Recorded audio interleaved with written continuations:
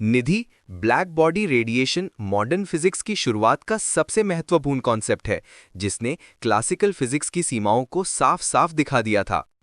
काला पिंड मतलब जो सारा विकिरण अब्जॉर्ब कर लेता है। बिल्कुल सही। ब्लैक बॉडी एक आइडियल बॉडी होती है जो उस पर पड़ने वाला हर इलेक्ट्रोमैग्नेटिक रेडिएशन एब्जॉर्ब कर लेती है, और जब गर्म की जाती है तो केवल टेम्परेचर पर निर्भर एमिशन करती है, सरफेस पर नहीं। इसकी एमिसिविटी और एब्जॉर्प्टिविटी दोनों एग्जैक्टली 1 होती हैं। अच्छा, तो इसका प्रैक्टिकल एग्जाम्पल क्या है? प्रैक्टिकल रूप में कोई परफेक्ट ब्लैक बॉडी नहीं होती, लेकिन लेबोरेटरी में cavity with the small hole approximate black body की तरह बिहेव करती है। होल से निकलने वाला रेडिएशन थर्मली एमिटेड लाइट होता है। ये कॉन्सेप्ट किरचॉफ के थर्मल रेडिएशन लॉ से आया था। तो एनर्जी कैसे डिस्ट्रीब्यूट होती है इस रेडिएशन में? यही सबसे बड़ा सवाल था। क्लासिकल फिजिक्स ने कोशिश की कि टोटल एमिटेड एनर्जी को वेवलेंथ या फ्रीक्वेंसी के फंक्शन के रूप में एक्सप्लेन किया जाए। इसे स्पेक्ट्रल एनर्जी डिस्ट्रीब्यूशन कहते हैं। क्लासिकल थ्योरी ने क्या प्रिडिक्शन किया था? रेले जीन्स लॉ ने प्रेडिक्ट किया कि इंटेंसिटी लैम्डा वेवलेंथ घटने पर बढ़ती जाएगी और छोटी वेवलेंथ पर इनफाइनाइट हो जाएगी। इसे अल्ट्रावायलेट कैटास्ट्रोफी कहा गया। ये क्लासिकल इक्विपार्टीशन थ्योरम पर आधारित था, जो हर मोड को केटी एनर्जी देता था। Infinite energy?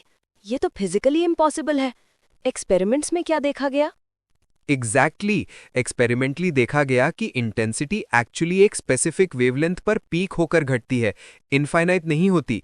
यही वो पॉइंट था जहां क्लासिकल इलेक्ट्रोडायनामिक्स और स्टैटिस्टिकल मैकेनिक्स दोनों फेल हो गए थे। तो फिर सॉल्यूशन किसने दिया? मैक्स प्लैंक ने 1900 में रेवोल्यूशनरी हाइपोथेसिस दी।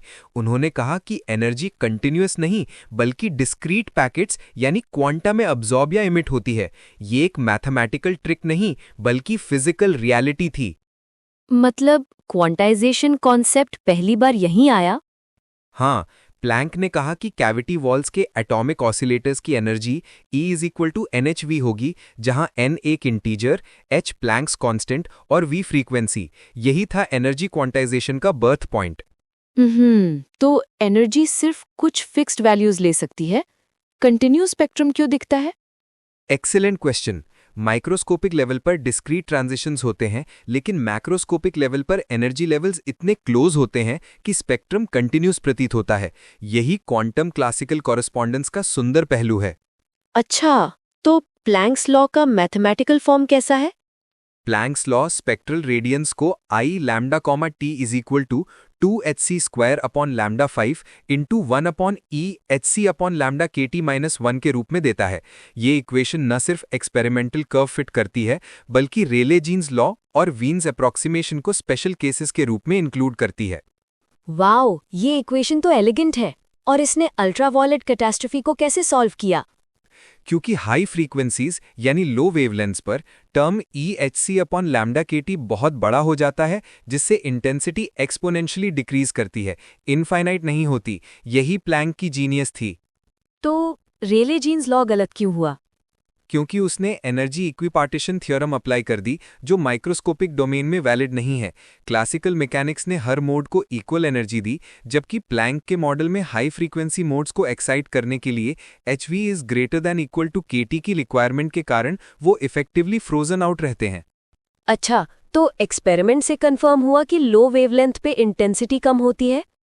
एग्जैक्टली एक्सपेरिमेंटल कर्व दिखाती है कि इंटेंसिटी एक पर्टिकुलर वेवलेंथ पर मैक्सिमम होती है और फिर शार्पली डिक्रीज करती है। यही वीन्स डिस्प्लेसमेंट लॉ बताता है। लैम्डा मैक्स T = कांस्टेंट, जो प्लैंक्स लॉ से नेचुरली एमर्ज होता है।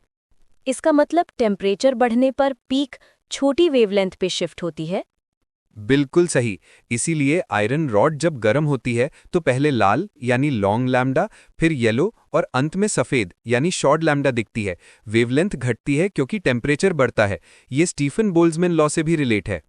वाओ, एवरीडे एग्जाम्पल से तो समझना आसान हो गया। बिल्कुल, फिजिक्स की यही खूबसूरती है। Microscopic theory macroscopic phenomena explain करती है।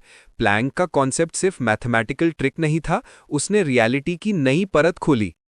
तो प्लैंक्स कांस्टेंट की वैल्यू कितनी होती है और ये क्यों इम्पोर्टेंट है?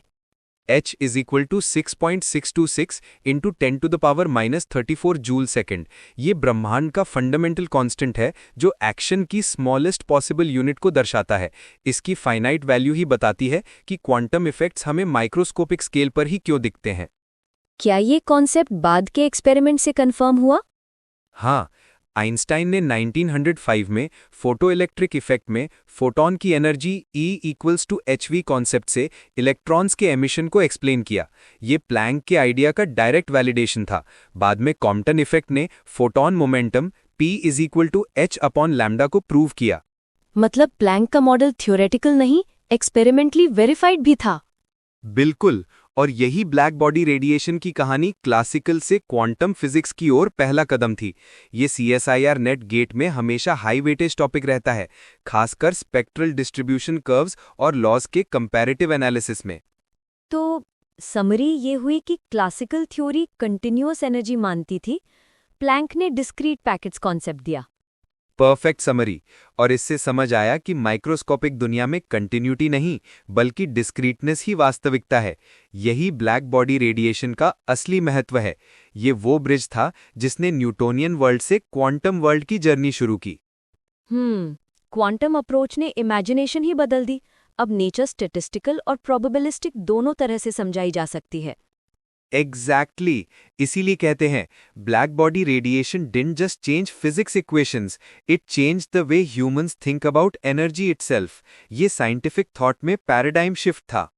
अब मैं समझ पाई कि क्लासिकल फिजिक्स क्यों इनएडिक्वेट थी और क्वांटम थ्योरी कैसे लॉजिकली शुरू हुई। ग्रेट। अब आगे हम फोटो इलेक्ट्रिक इफेक्ट समझेंगे, जहां आइंस्टाइन ने प्लैंक के आइडिया को एक्सपेरिमेंटली साबित किया और फोटॉन्स को रियलिटी का दर्जा दिया। चलो क्वांटम जर्नी को एक और कदम आगे बढ़ाते हैं।